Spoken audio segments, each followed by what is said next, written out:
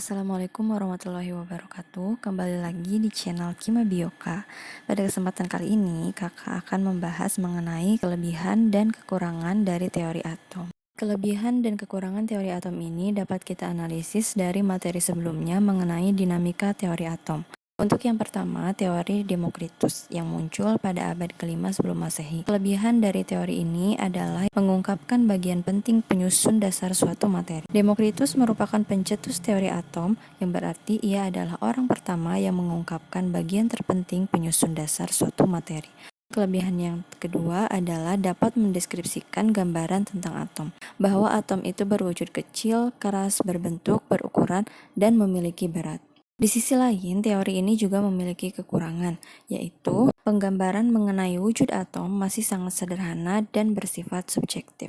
Karena penggambaran wujud atom memakai kata-kata yang sifatnya umum atau general dan juga subjektif, seperti kata-kata kecil, berbentuk, dan berukuran. Artinya kita tidak tahu seberapa kecil, berbentuk seperti apa, berapa, dan apa satuan ukuran dari wujud atom yang dimaksud oleh Demokritus. Teori kedua, teori Dalton tahun 1804, memiliki kelebihan diantaranya adalah dapat mengungkapkan sifat-sifat atom, yaitu atom tidak dapat dibagi, kemudian atom yang sama adalah identik, dan atom-atom bergabung membentuk senyawa dengan perbandingan bilangan bulat sederhana. Kemudian kelebihan yang kedua adalah dapat menjelaskan hukum kekekalan massa atau hukum Lavoisier. Hukum Lavoisier ini berbunyi massa zat setelah reaksi sama dengan massa zat sebelum reaksi.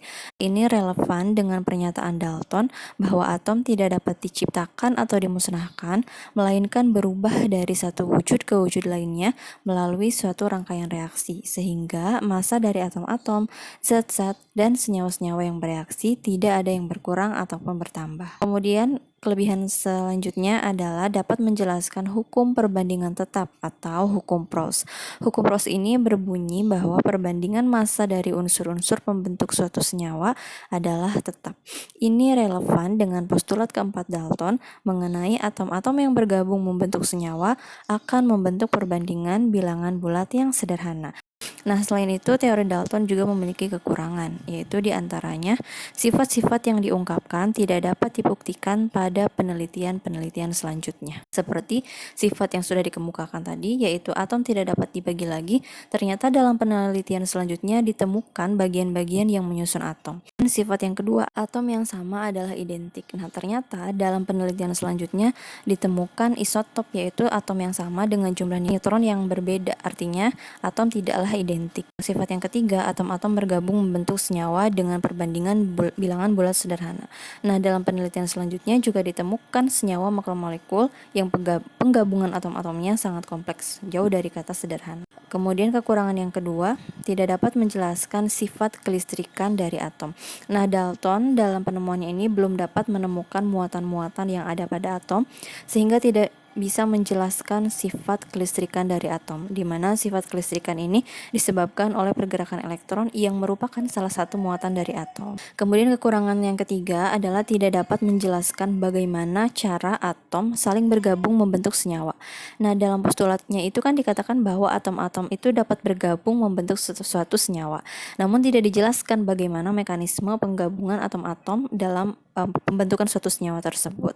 Oke, selanjutnya teori yang ketiga adalah teori Thomson yang muncul tahun 1904.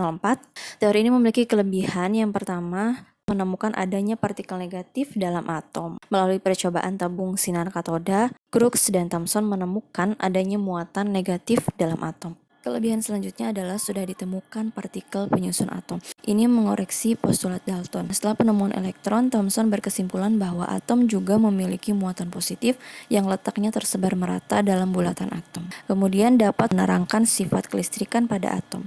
Karena elektron telah ditemukan, selanjutnya dapat dijelaskan bahwa atom memiliki sifat kelistrikan yang disebabkan oleh pergerakan elektron. Dan yang terakhir adalah sudah dapat menentukan letak proton dan elektron dalam bulatan atom. Menurut Thomson, proton tersebar merata dalam bulatan atom, sedangkan elektron tertanam di dalamnya. Adapun kekurangan dari teori Thomson ini yaitu yang pertama, hipotesis mengenai letak proton dan elektron bertentangan dengan hasil percobaan penghamburan sinar alfa oleh Rutherford.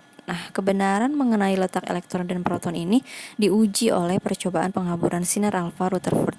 Hasilnya ternyata banyak sinar alfa yang terhambur dengan sudut hambur yang besar, kemudian beberapa sinar alfa dipantulkan kembali, dan banyak sinar alfa yang diteruskan.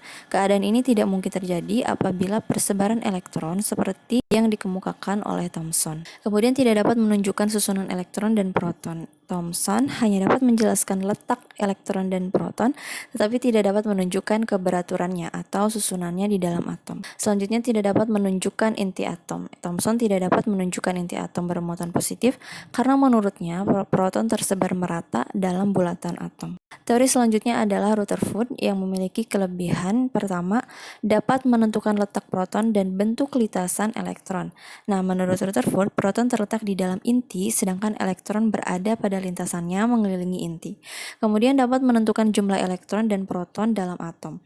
Jumlah elektron dan proton dalam suatu atom adalah sama banyak dan kemudian dapat menentukan muatan atom. Karena jumlah elektron dan protonnya sama banyak, maka atom bermuatan netral. Selanjutnya dapat menganalogikan struktur atom seperti sistem tata surya dengan matahari sebagai inti atom dan elektron sebagai planet-planet mengitari inti dalam orbitnya. Yang terakhir dapat memperkirakan komponen terbesar dari massa atom. Sebagian besar massa atom adalah massa inti. Adapun kekurangan dari teori ini adalah yang pertama, struktur atom bertentangan dengan teori termodinamika klasik. Kekurangan yang kedua adalah gaya sentrifugal pada elektron bertentangan dengan hukum elektromagnetik. Nah, kekurangan yang ketiga adalah tidak dapat menjelaskan mengapa elektron tidak jatuh ke inti, karena menurut kedua teori di atas, elektron tetap akan jatuh ke inti. Selanjutnya adalah teori atom Bohr tahun 1913 yang memiliki kelebihan sebagai berikut. Pertama, Bohr dapat menjawab kekurangan teori Rutherford menggunakan teori kuantum Planck. Yang kedua adalah menjelaskan lintasan pergerakan elektron, bahwa elektron bergerak dalam lintasan orbitalnya, mengemukakan kulit atom sebagai orbital elektron yang memiliki tingkatan energi tertentu, menjelaskan tingkatan energi elektron pada setiap kulit atom, dan menjelaskan perpindahan elektron dalam kulit atom pada tingkatan energi tertentu, serta menjelaskan penyerapan atau absorpsi dan pemancaran atau emisi radiasi pada perpindahan elektron. Dan yang terakhir adalah dapat menggambarkan garis spektrum atom hidrogen. Selain itu, teori ini juga memiliki kekurangan, yaitu tidak dapat menggambarkan spektrum warna atom berelektron banyak dan tidak dapat menjelaskan efek Zeeman dan efek Stark. Efek Zeeman adalah suatu efek yang mengakibatkan pergeseran atau pemisahan garis spektrum menjadi beberapa komponen akibat medan magnet. Hampir sama dengan efek Zeeman, efek Stark adalah suatu efek yang mengakibatkan pergeseran atau pemisahan garis spektrum menjadi beberapa komponen akibat medan listrik eksternal. Dan yang terakhir adalah teori mekanika gelombang tahun 1924 yang memiliki kelebihan yaitu dapat menyatakan sifat gelombang pada atom, dapat memperkirakan kebolehjadian letak elektron menggunakan bilangan kuantum, dan kekurangannya adalah yaitu persamaan gelombang Schrödinger hanya dapat diterapkan pada atom berelektron tunggal. Sekian penjelasan mengenai kelebihan dan kekurangan teori atom. Apabila ada yang ingin ditanyakan, silakan DM ke Instagram yang tertera di layar. Apabila ingin membaca materi lebih jelas, silakan klik link yang ada di deskripsi. Di sana terdapat blog Kima Bioka. Dan terima kasih telah menonton video ini. Semoga paham. Sampai jumpa. Wassalamualaikum warahmatullahi wabarakatuh.